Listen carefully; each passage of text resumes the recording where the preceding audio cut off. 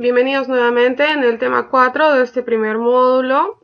Vamos a desarrollar los principales hitos en el desarrollo psicomotor neurotípico y cómo están implicados en el aprendizaje. Recordemos de que la maduración de un niño depende básicamente de la neurobiología y la estimulación que se realice sobre este sustrato orgánico. Ya hemos repasado las importantes estructuras, cómo se relacionan, cómo se construye la neuroplasticidad a través de la experiencia y la interacción con el medio ambiente, gracias al proceso perceptivo y cómo esto se va acumulando a lo largo del tiempo y gracias a la memoria y a las praxias se va mejorando las habilidades. Pues bien, ¿cuáles son las principales áreas del desarrollo? Vamos a tener la motricidad gruesa, que abarca movimientos que desplazan todo el centro de gravedad, como correr, saltar, subir, trepar o descender escaleras. Y la motricidad fina, que está ceñida al movimiento de segmentos corporales y cuyo principal exponente en el ámbito escolar es la aprehensión, pero asimismo abarca también el rasgado, el cortar, utilizar tijeras y demás herramientas. El ámbito psicosocial está relacionado a la parte afectiva, las conductas adaptativas, y esto va de la mano con el lenguaje, que abarca tanto la parte comprensiva como expresiva, así también como el lenguaje verbal y no verbal. Dependiendo de la integridad neurobiológica, tanto anatómica como molecular y funcional, del sistema nervioso central y periférico, además de los órganos sensoriales y el metabolismo, vamos a tener un correcto desarrollo de estas áreas y además, junto con una adecuada relación con el entorno, vamos a tener un desarrollo intelectual basado en el aprendizaje. Porque vamos a tener un niño capaz de construir adecuadas nocias de esta realidad y planificar, organizar y ejecutar respuestas pertinentes. Acá a grandes rasgos podemos ver los principales hitos del desarrollo que se dan en los primeros años de vida, y en este caso nos vamos a ceñir principalmente al área del aprendizaje cognitivo, lenguaje, pero siempre orientado hacia los requerimientos para el escolar. Así vamos a tener que un niño de 3 años, de manera típica, es decir, regular o normal, se espera que tenga ya la independencia motora adecuada que le permite desplazarse de manera independiente, tanto a nivel plano como en superficies, tenga también la habilidad de realizar un juego compartido, es decir, que muestre, enseñe, intercambie objetos, ya teniendo una interacción tripartita, generando un triángulo entre otra persona y un objeto, donde el objeto no es el foco de la interacción, sino la otra persona, pero nos valemos de un objeto para vincular. A nivel de dibujos es capaz de realizar el germen de la futura figura humana, donde no va a segmentar cabeza de tronco, no lo va a separar, pero se pueden distinguir las partes como vemos aquí, las partes generales, y esto también nos va a reflejar cómo está su conocimiento del esquema corporal. Es capaz de realizar una pinza adecuada, principalmente de modo trípode. Es capaz de clasificar, es decir, separar por categorías, como por ejemplo distinguir frutas de verduras. Es capaz de completar figuras, puede anticipar sucesos o eventos, es capaz de comer solo y también posee una buena memoria, principalmente de tipo procedimental, es decir, que se le pueden enseñar secuencias de actividades y también esto le permite anticipar sucesos porque también su memoria episódica está conservada.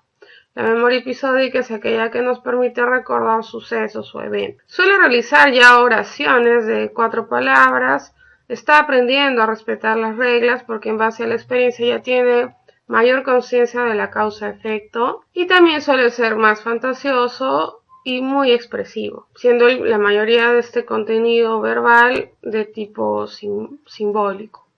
Hacia los 4 años, el niño es capaz de alternar los ritmos durante la marcha, es decir, puede variar la velocidad, la intensidad o también alternar entre correr y caminar. Es capaz de pararse en un pie, puede elegir su ropa, puede vestirse y desvestirse por sí mismo Generalmente todavía solicita más ayuda para desvestirse y en prendas superiores. Copia y dibuja una cruz, puede hacer esto. También es capaz de contar, generalmente utilizando un apoyo concreto, y el recurso más inmediato que tienen es el de los dedos, ¿no? Entonces ya pueden hacer un conteo, que es más de tipo ordinal. Generalmente tienen que empezar desde 1 para contar o darnos una cifra, y también es capaz de dibujar una figura humana que ya posee 4 extremidades y se puede ubicar un tronco. Las generalizaciones y abstracciones están ya manifestadas en este nivel, que van de la mano con el nivel de maduración en la comunicación social y en la teoría de la mente, donde cada vez el niño es capaz de abstraerse un poco de la realidad y fomentar o aportar simbolismo de manera subjetiva.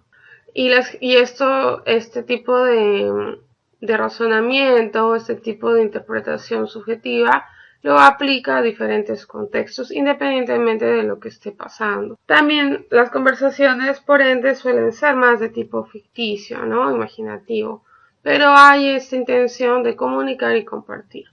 Hacia los 5 años, el niño empieza a aumentar la conciencia de sí mismo y a sentirse cada vez más distanciado de sus padres, por lo que empieza a buscar establecer límites y por ende plantea términos, ya empieza a negociar, no acepta las cosas por sí mismo, o al menos las pregunta, se necesita que se le explique o se le dé una razón por el cual debería hacer ciertas cosas, y eso muchas veces se puede confundir con conductas oposicionistas desafiantes.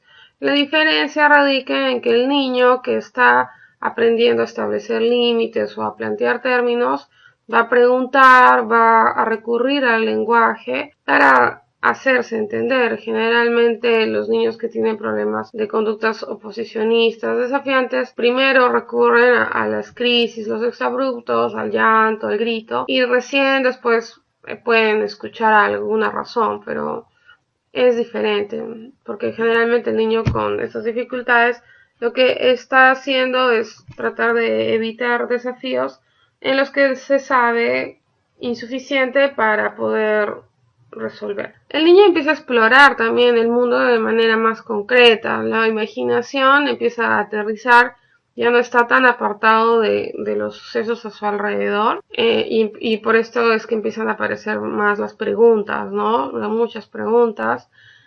También es más consciente de la responsabilidad, por ende se le puede ya atribuir, y es necesario que tenga sus propios roles dentro de la familia, dentro de la escuela también, donde cada vez pueda ir encontrando por sí mismo lo que es capaz de realizar, y esto también le va a brindar mayor seguridad y autonomía. Su vocabulario es de alrededor 2000 palabras, ya es capaz de dibujar una figura humana con detalle, es capaz de realizar trazos rectos, seguros.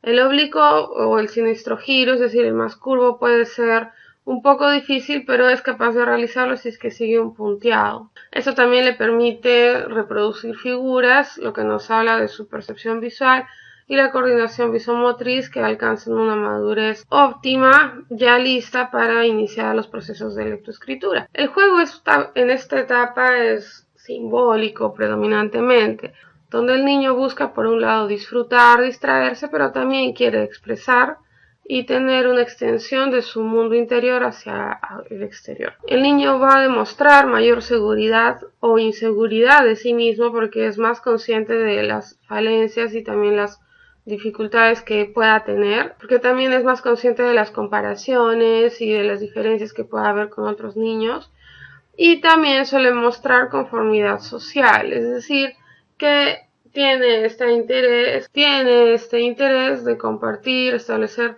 relaciones sociales por el simple hecho de conocer a las personas y de compartir. No solamente que le solucionen dificultades o que le alcancen objetos como lo hacen cuando son más pequeños.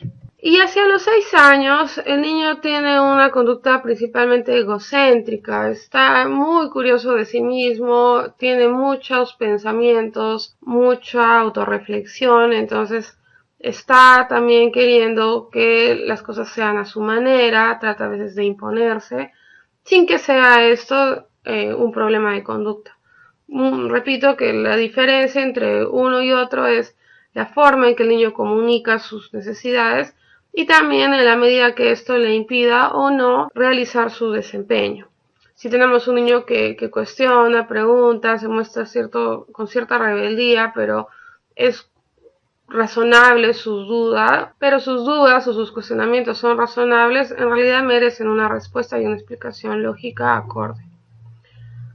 Por eso también se puede interpretar como que el niño es menos dócil y puede parecer autoritario, porque también está tratando de imponerse sobre sus pares. Puede tener conductas ambivalentes, es decir, que puede tener estados de ánimo en el que coexistan dos emociones o sentimientos opuestos, o sea, puede estar muy contento, pero sin embargo estar enojado también porque ya se va a acabar una clase o porque o podemos llorar si es que está muy contento de ver a sus amiguitos, ¿no? Por lo que puede tener por lo que una misma situación puede generar en él más de un sentimiento, incluso sentimientos contrastantes. Entonces hay que tener mucho cuidado también en la forma en que se le explican las cosas, la forma en que se le presentan las indicaciones o las demandas. Presentan cambios físicos notorios, principalmente en la estatura. Ya es momento de instaurar la lectoescritura. Es capaz de contar hasta 100. Ya realizan operaciones aritméticas. A la figura humana le agrega ropa y muchos más detalles. Y el juego es netamente social, ¿no? Entonces, igual que el lenguaje, acá ya la interacción es principalmente por construir vínculos con las personas. Muy bien, entonces eso sería todo por este tema. Nos vemos en el siguiente módulo.